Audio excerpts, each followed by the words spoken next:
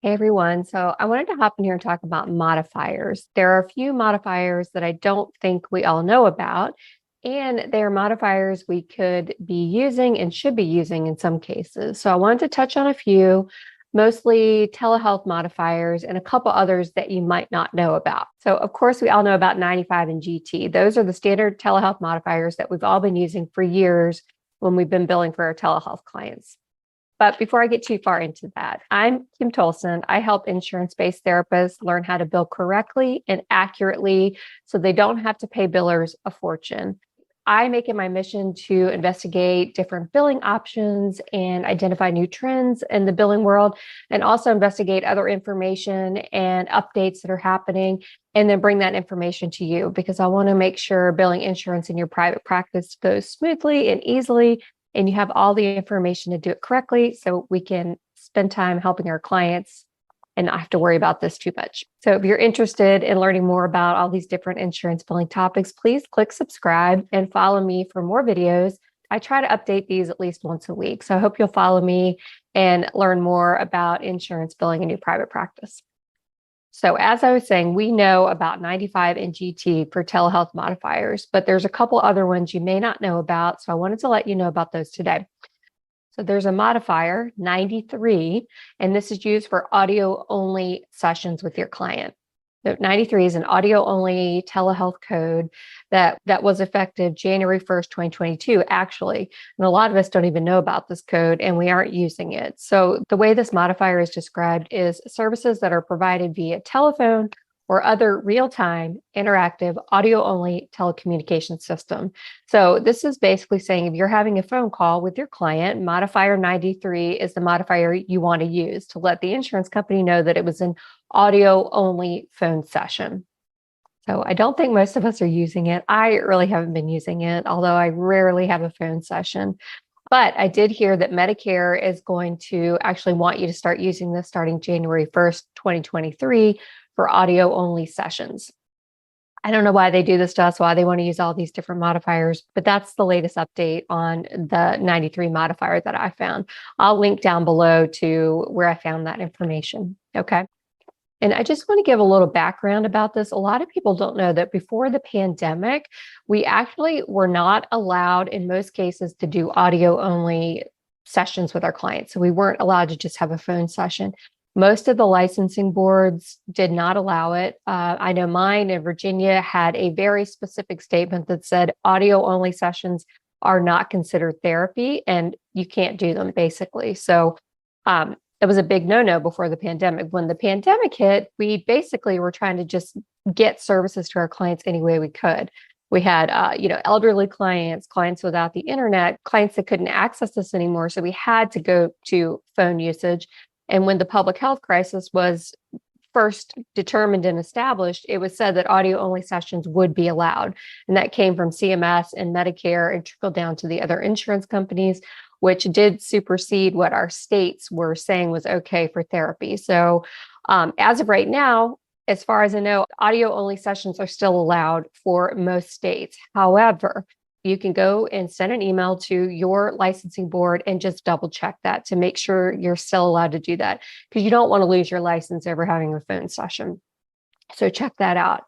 That's just a total side note, just to give you a little background about this audio only situation and why there's now actually a new modifier for it. Whereas before it was just 95 or GT was what we were billing for our telehealth sessions. Okay, so you guys might be thinking, well, why do I need to use it?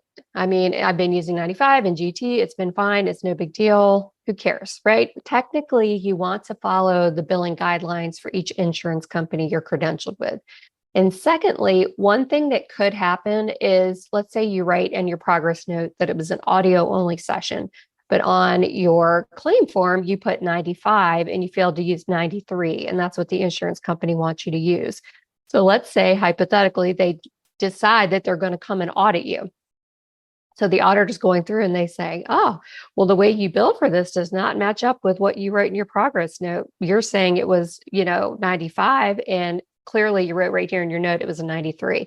So you could get dinged for that. That could cause a problem with an audit. So you want to make sure that one, the insurance company recognizes that modifier, and two, that you're using the correct modifiers and place of service for that matter. That's a whole nother topic. I'll link to that video so you can go check that out if you want to. But for right now, for this purpose, we're talking about the 95 and 93.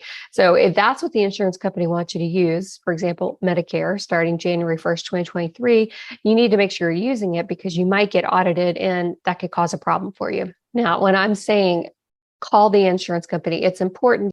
You can actually call and find out what modifiers you're supposed to use. Now, if you say, tell me what modifier I can use for an audio only session, usually their response is going to be, we can't tell you how to bill. That's what they'll tell you. But you can say, if I use modifier 93, is that going to be recognized in your system? And is it okay to bill with that code? Or is it okay to bill with that modifier? So you can ask that question. A lot of times you'll get an answer. If they still say they don't know, you can go to your network representative, your provider representative, and ask them for guidance around how to build these telehealth sessions, particularly the audio only sessions.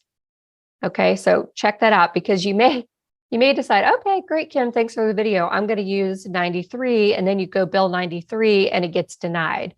That's because some of the insurance companies haven't updated their systems and they might not be recognizing modifier 93, just like some of them aren't recognizing place of service 10 yet, which has been in effect for a year. So it's complicated. It's frustrating. If you're not sure which one to use, always call and check ahead of time so you don't have to deal with denied claims later down the road. And worst case scenario, you get a denied claim back. All you need to do is, it'll usually say at the bottom, unrecognizable modifier or something like that. There'll be something down there that'll let you know there's a problem with the modifier. So all you really need to do is go to edit the claim and then change, I think it's box 22. You go ahead and edit that part and you just put the new modifier in. You put the original claim number in that box. You save it and send it back out, and that should correct it. And then from then on, you make a note that, okay, this company isn't accepting 93 right now. So that's another way to find out if you can't get an answer with the insurance company. Okay, so it's kind of a catch-22. So you want to use the right modifier, but then it might not necessarily be accepted by the insurance company. So it's complicated. You could try these tactics that I've mentioned to help you figure out the best strategy to figure out the right modifiers to be using. But 93 is a modifier. So just want to give you that information and do with it as you may. Okay, so there's another modifier I want to tell you about, and that's FQ. FQ is very similar to 93. And it's basically just saying that it's an audio only session. And I have heard people use FQ or 93 on their claim forms. So going back to what I was saying before, if you want to call the insurance company and find out about what modifiers to use for your audio only sessions, you can ask about FQ and 93 and see which one they'll accept, if either. So there's another modifier I want to tell you about. It's FR.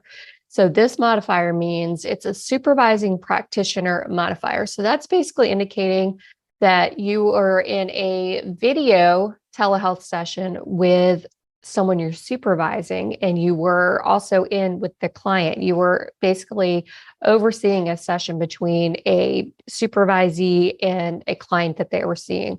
So this is a modifier to indicate that, no, I was not sitting face to face with them in the session supervising, but I was supervising live over a video session. So you'd want to add that modifier FR if that was the situation you were in with your supervisee monitoring them meeting with a client. Okay, so again, this is another one that you should be using because it accurately describes what happened during the session for billing purposes. But again, it might not be recognized by certain insurance companies. It might not be in their system. But technically, if you are somebody that's supervising a clinician and doing it over video sessions, you're going to want to use that modifier to indicate that it was a video telehealth session. Okay, so I hope that helps. If you use that one, let me know. I'd love to hear if it works for you. There's a couple other modifiers I want to tell you about. So there's XE and GQ. I wanted to throw this in there because these are modifiers I get asked about all the time. These aren't telehealth necessarily, but they are modifiers that I don't think people know about a lot. So XE and GQ are modifiers that you can try to use in your practice. So both of these modifiers indicate that you've had two services happen on the same date of service. So a lot of insurance companies, don't want to pay for two services on the same date. So let's say you're in with a client, you do a 90837, and then you go out and the client's parent is in the lobby and the parent says, "Can I talk to you, please?" And let's say you have a free hour. So you decide that you're going to do a session with the parent as well. Well, what are you going to do? How are you going to bill for that? That's two services on the same day. And a lot of insurance companies don't want to pay for that. So what you can try to do is use these modifiers and see if that'll work, if they'll pay for both services. GQ is an older one. XE is the more recognizable one now. So you can try that. You just put it on the modifier line, put both service codes on the claim form, and then send it in and see what happens. Worst case scenario, they're only going to pay for one service. But if they do, that's because they're denying two services on the same day. But when you put those modifiers, you're basically telling the insurance company, yes, I know we're not really supposed to have two services on the same day, but I did. And here's my modifier telling me that. So I hope you'll pay for both. That's basically what you're saying. Okay. So you can try those and see if it helps, see if it works. And really, I have heard mixed results about this. Some people will say, yeah, I've gotten paid for two services in the same day. That modifier works. And then the very next day, you'll hear somebody say, well, I tried to use that modifier and I didn't get paid. So it depends on the insurance company. It depends on if you're a LCSW, an LPC, a psychologist, a nurse practitioner, a psychiatrist. All of that matters. So, anecdotally, some people say it works, some people say it doesn't. But again, if it comes back denied, you tried, right? You tried to get both services covered. So I specifically wanted to address the XE and the GQ modifiers because in my billing membership, we have a live billers meeting every single week with myself and two billers. We meet with the group members live and help through anything that you need to talk about or you need help with. But inevitably, every couple of months, this question comes up. Oh my gosh, can I do two services in the same day? I have a psychiatrist in the building and I have a therapist in the building and the client can only come in once a week. Or can I do an individual session after they've been in IOP all day? The answer is usually no. The insurance company doesn't like to pay for that. So I wanted to let you guys know, since I see that question come up a lot in the billing membership. Okay, so I hope this helps you understand modifiers a little bit better, and specifically some of the newer telehealth modifiers that a lot of people might not be using or even know about. I hope it helps. Please click the subscribe button for more helpful videos like this. If you have any questions, comments, or experience using any of these modifiers, please put it down in the comments. I love to hear anecdotal evidence of when these modifiers work and when they don't work, and which insurance companies they work with and which ones they don't work with. It really helps me keep a list going and keep everybody informed and save you time with your insurance billing if we can all know what works and what doesn't work for everybody. Okay, so I hope you'll subscribe and please let me know if you have any questions.